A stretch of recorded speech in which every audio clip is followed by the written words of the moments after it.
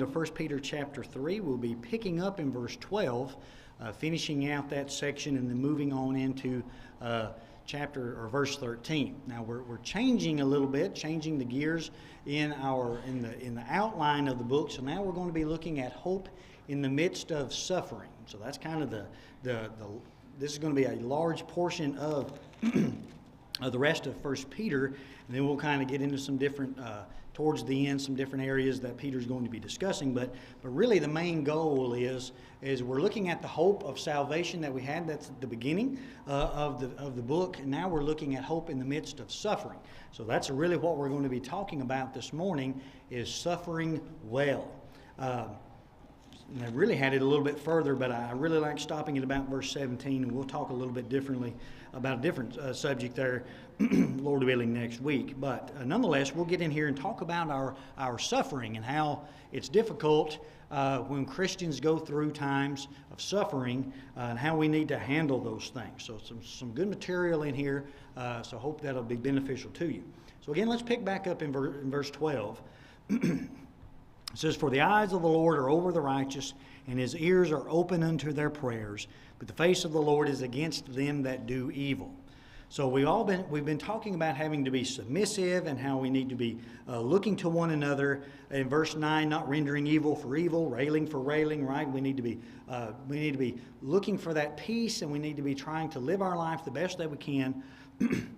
And we're wanting to love life and see good days. So we're not doing anything evil. We're refraining our tongue from speaking evil. We're eschewing or turning away from evil, and we're looking for seeking peace and pursuing it. So in view of all that, we need to realize the Christians there in 1 Peter's day, he was talking to them, and even us today is applied, that the eyes of the Lord are over the righteous, and his ears are open under their prayers. So that's what we need to remember as we begin to face this suffering, is that the Lord sees what we have going on. So notice the righteous, that the eyes of the Lord are over the righteous. So who would that be?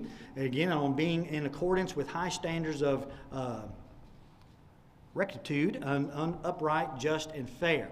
So when we're following what God commands, we're going to look at his righteousness here in just a moment. But the idea is, as long as we're doing what God commands, right, we're over that. That when we do, he is opening, listening to his ears are open to our prayers. So the urgent request to meet a need, exclusively addressed to God, a prayer. So that's kind of what he's talking about there. So because I'm suffering, because I'm going through things, I can reassure myself that God hears my prayers, and if I'm living righteously. And that's really the whole crux of what we need to be looking at through this, is a righteous person. Not just anybody, a righteous person. Well, let's notice. Being righteous enables us to pray with assurance of being heard. So I usually use James 5:16, but it talks about the faithful fervent prayer of a righteous man availeth much. So if I'm doing those things, and if I'm living that life, right, we confess your faults one to another, pray one for another, that you might be healed, right? So the effectual fervent prayer of a righteous man availeth much.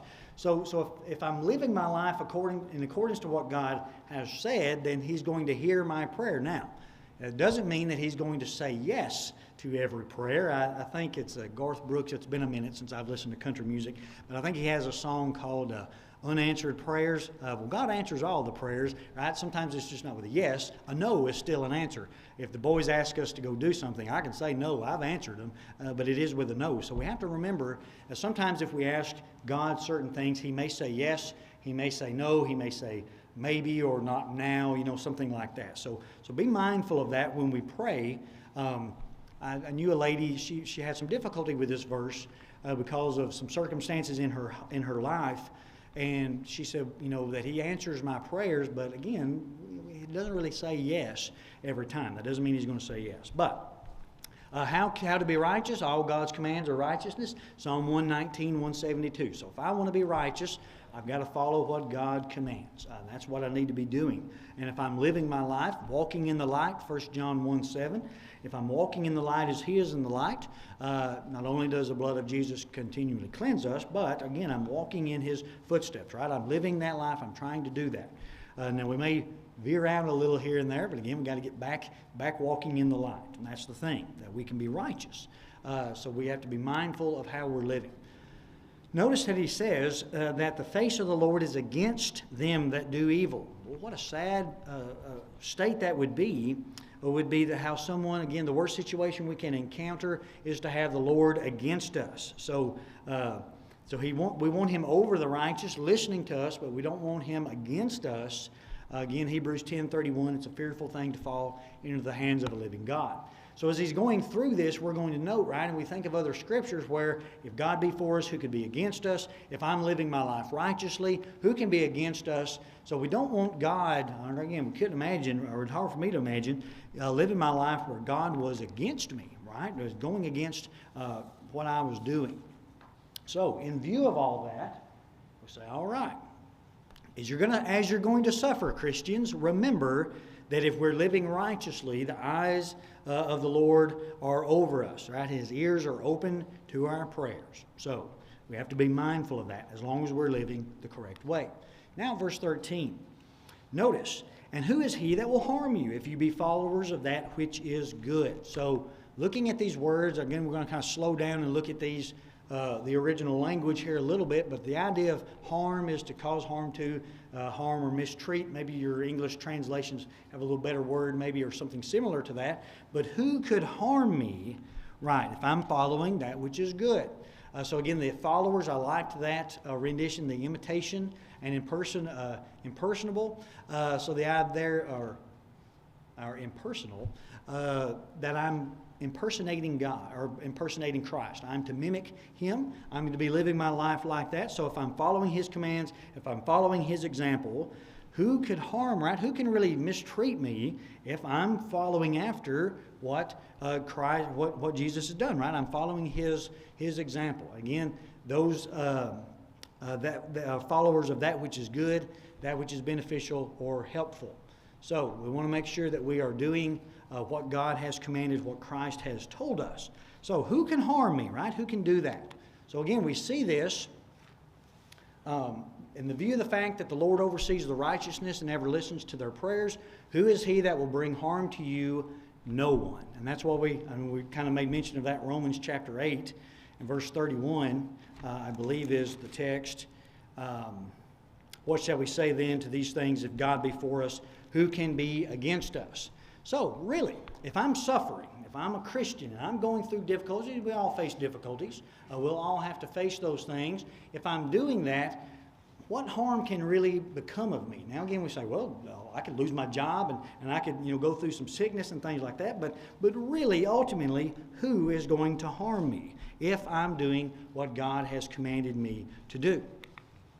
So we're still persecuted. Jot these down. We won't take the time to go through all of these, but it's important to note that, again, the message, kind of like we talked about this morning in our sermon, if I'm here today and I'm preaching, right, if you be a Christian, right, if you'll just obey the gospel, you won't have any more problems ever again.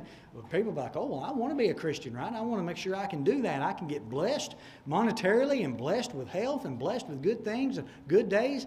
But really, the message is, hey, become a Christian, you're going to have to sacrifice a whole lot, right? Give up a whole lot. And in fact, people are going to persecute you because you're a Christian. So that's not really a message that we want to get here. We want to hear today.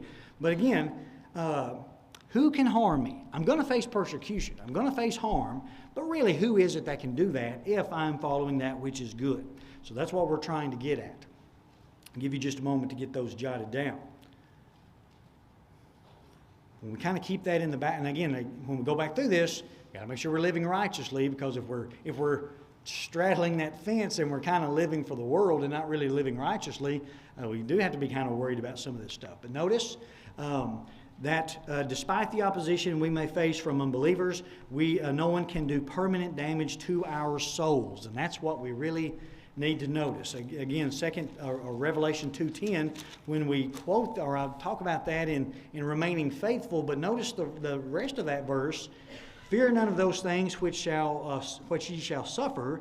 Behold, the devil shall cast some of you into prison, that ye may be tried, that ye may have tribulation 10 days. But be thou faithful unto death, and I will give thee a crown of life. So the message is, I've got to remain faithful. I've got to remain righteous, right? And if I hold out on through that, then nobody can really affect my soul, right? If I'm guarding myself and I'm guarding my life and I'm living my life the best way that I can, following God's commands, and I'm protecting my soul, because again, we talked about that you don't have a soul, you are a soul, right? You have a body. You are not a body with a soul, you're a soul with a body. So you want to protect that soul, because it will be that living on forever in that sense. So if I'm doing what I'm supposed to be doing, even though they kill me, even though if they beat me up, if they cause me to be unemployed, going through certain things, they can't really affect the soul. And that's what we need to be mindful at through this. Now verse 14. But, and if ye suffer for righteousness' sake, happy are ye, and be not afraid of their terror, neither be troubled. So there's some good words in here that we need to go through. Notice the idea of suffering in an unfavorable sense, to suffer, to endure, but notice it's for the sake of. So if I am, but, and if you suffer for righteousness' sake. So if I'm at work and I stand up and I will not lie for someone, and they say, well, I'm going to fire you if you don't lie. Better to suffer for righteousness' sake, right? Better to do that because you did what was right. Again, it's always right to do that which is right, and it's always wrong to do that which is wrong. So we want to stand up for what is righteousness. Again, the righteousness, that upright behavior that we have talked about before, for righteousness' sake. And then those G's, when I'm trying to add those in a little bit more. You can go to your Strong's Concordance or any kind of dictionary like that. That's the Greek number. You can look those up for yourselves or write those down in there.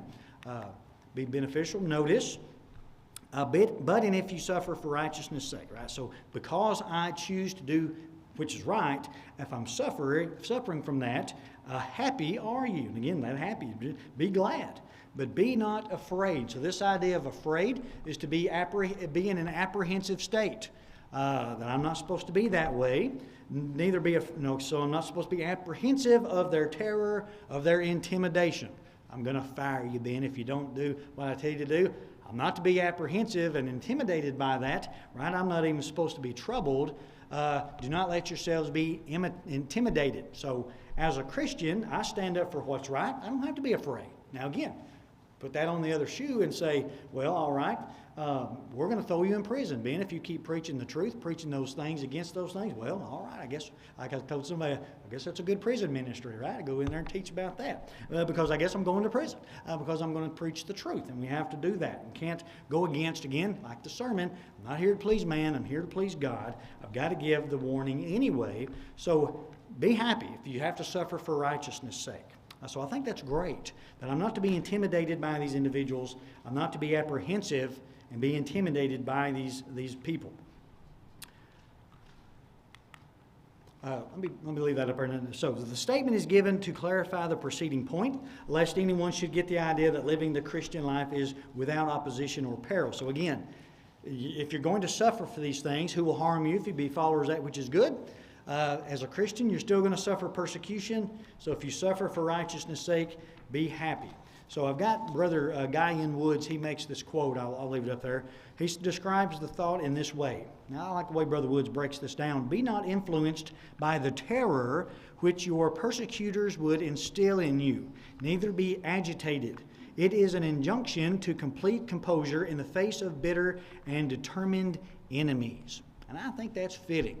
That the enemy is trying to get me to bend and break, but I'm going to be strong in that, right? And I'm not going to be intimidated by that as a Christian. So determined enemies can inflict imprisonment, slay us physically, but again, they cannot harm our souls. So that's what we want to look at. No one can defraud us of our eternal reward against our will. And I think that's great.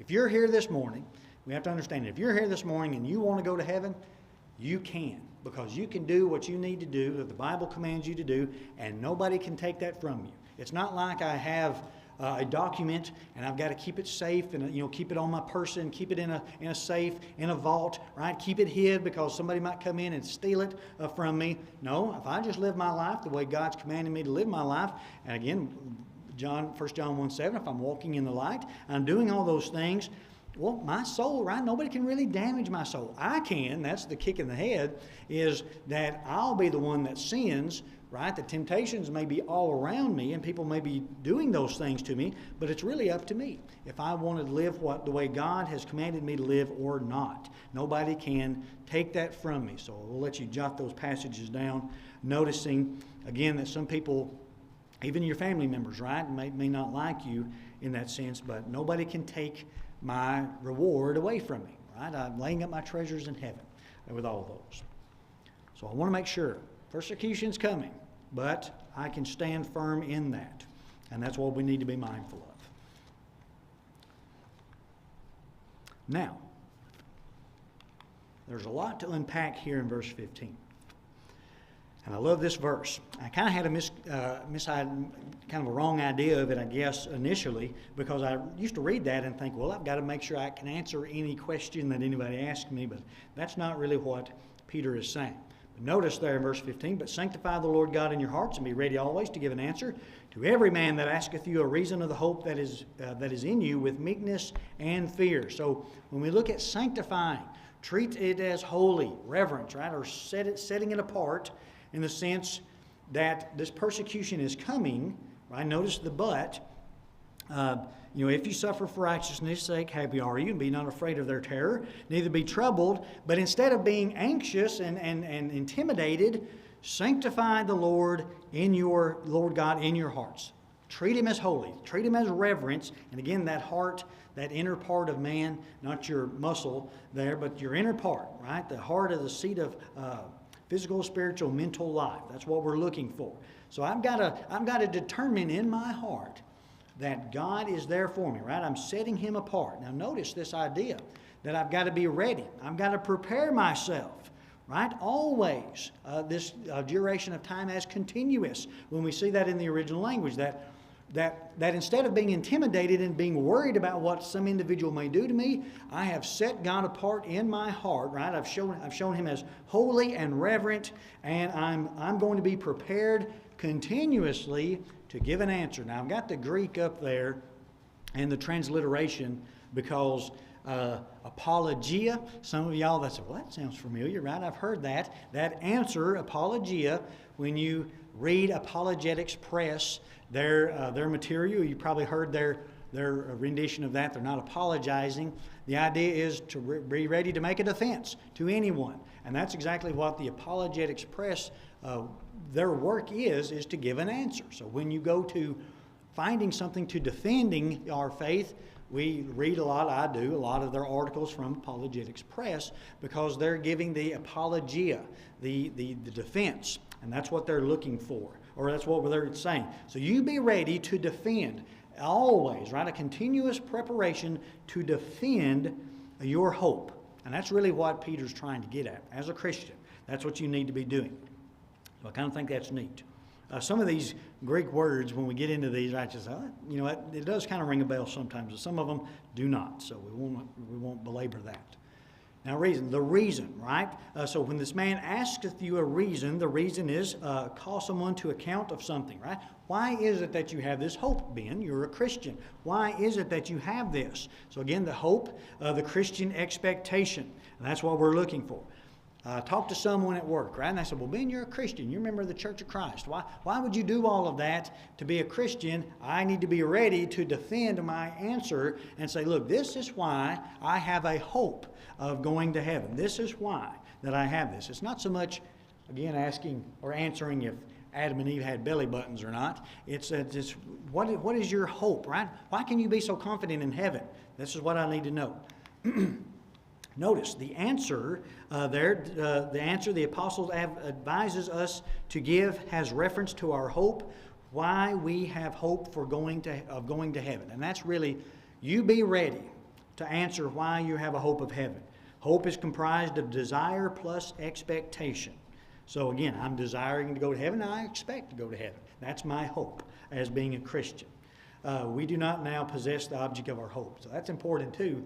I've not made it there yet, right? I've not made it to heaven.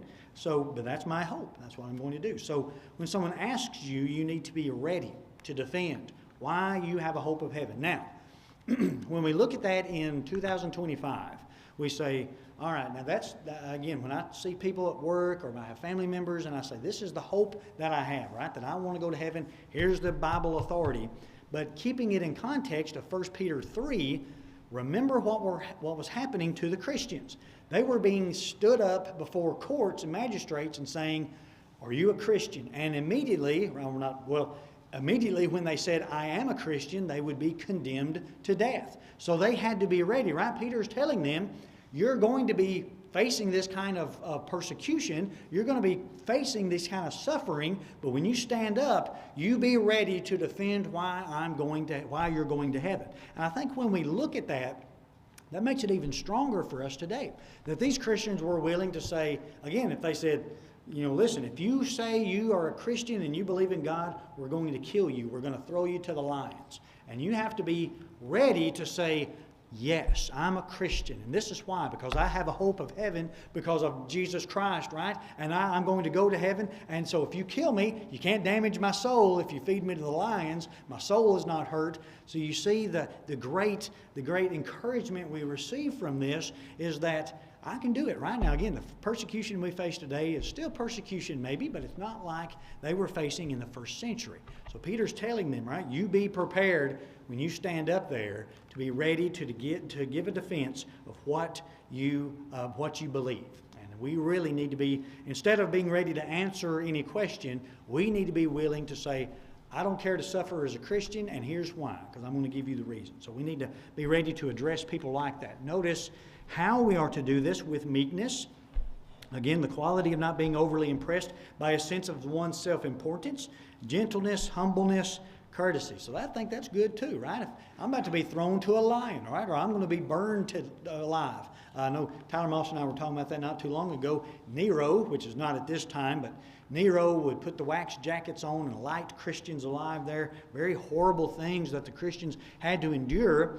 But he says, you be ready to answer them, right, in a sense of gentleness and humility. That's amazing to me. And again, the fear, phobos. I like putting that in there because we think of phobia. But really it's reverence. Not so much of terror, that we're afraid, right, that we stand before God like we're afraid that we're not going to be able to go to heaven. No, but we do it more of a sense of meekness and fear, reverence. So Peter uses that word in those passages in 1 Peter 1:17, 2:18, and 3:2 when he's talking about this fear, but it's as a sense of reverence, not phobia as in being terrified in that sense. So that's great. Again, great passage. You're going to face persecution, you bet. But when you do, make sure you're ready to defend why you have this hope, even in the face of a lion eating you. And I would hope that I could do that, but I've seen artist renditions of that, and that seems horrible to think of those individuals facing that. But nonetheless, they did, right? They were martyred for that. All right, now look at verse 16. Having a good conscience, that whereas they speak evil of you as evildoers, they may be ashamed that falsely accuse your good conversation in Christ. So here's the thing. Again, going back to the first century, that they accuse me of being a Christian, right? They said, I've seen Ben, he's preaching down there at the Murray City Church Christ. He needs to be put to death. So the idea of my conscience, again, the idea of a marker of circumstance or condition under which something takes place. And that's really taken from another word, meaning to see completely, used only in two past tense, respectively, meaning to understand or become aware, and to be conscious. So the idea, having your conscience, being aware, I think that's kind of where we're getting at with that word, is to be considering, right, of what's going on. So that's what we're looking at in that conscience. So these people that speak evil of you, they're degrading us, they're speaking evil, they're defaming, they're slandering us, right? Ben, he's a horrible Christian. He does all these bad things. So you get up there, right? Because they're going to speak these evil things about us. But again, we're not really doing these things. We're having a good conscience, right? We're aware that they're speaking evil of me, but I haven't done anything of that which is evil. So noticing there that one must have a firm conviction that what he stands for is the truth, and that he has a measure of worthiness to present and defend it. So that's kind of the mindset we have to have, right? Our conscience is, I've lived the way I'm supposed to be living. I'm following the commands of God. You can't damage my soul. I want to go to heaven. So my conscience, right? I'm having a good conscience. I've done what I need to do. They're speaking evil of me as evildoers, but I'm not ashamed. Notice there. The evildoers, speaking as of evildoers, they're speaking like criminals that I don't need to be ashamed, or they may be put to shame, or they may be humiliated, that falsely accused. So the idea of accusing is representation with being of little worth, or kind of your good conduct. So if you go back to the writings there in ancient history, many of the people that they would accuse a person of being a Christian, and they would go, and the way that they conducted themselves, actually, they converted their accusers. And there are instances recorded where the accusers, by the faith of the individual being there, would actually turn and become a Christian themselves because they saw the way they handled that in the face of persecution. And I think that would be very helpful to us to see some of those things, to think, all right, you know, I see a Christian willing to die for his or her belief. I think that would really, really help us in some sense. That would make us stronger, right, when we face those things. So, notice in our good conversation, so something that is admirable to Christian conduct. So we're living our life the way we're supposed to be doing. And again, our conversation is our way of life. So that's kind of how we're living our life. And they are falsely accusing us, seeing how we're really living the better life, but that they will bring a shame to them because of the way we're living. So kind of interesting, I think. All right, 5 minutes left. Let's look at verse 17. Notice, for it is better if the will of God be so that ye suffer for well-doing than for evil-doing. Now, this is where we're at. This is kind of the idea, rolling it in here. It's better, it's more useful, more advantageous. If the will of God, so the will of God should be decreed, that we suffer. So again, the same sense of suffering, being put to death, being killed, having to die. It's better if this is God's will, that I suffer for well-doing, right? That if I have to be put to death for doing what God commands, if I have to suffer through that, again, the well-doing to meet a high level of exemplary conduct, do what is right, be a good citizen, it's better than for evil-doing. And those Greek words are interesting because it's the doing there, that's the word.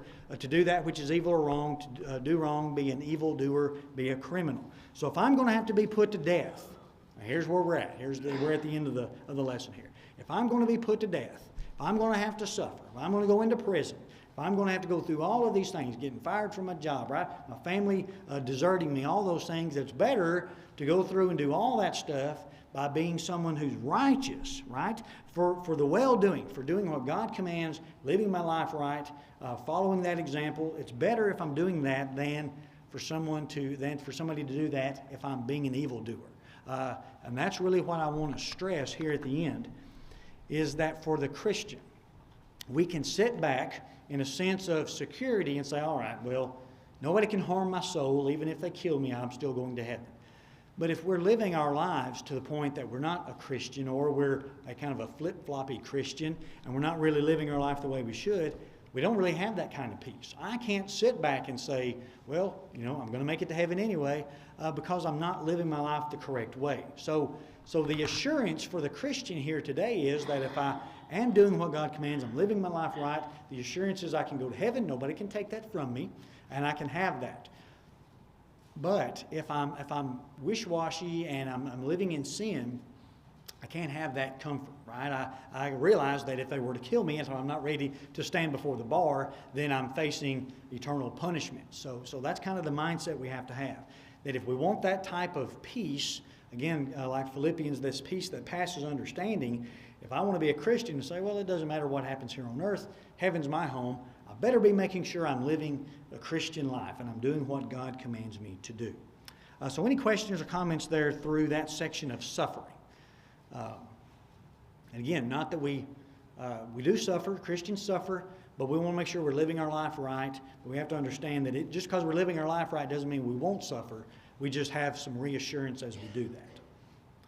Any questions, any comments? All right, very good.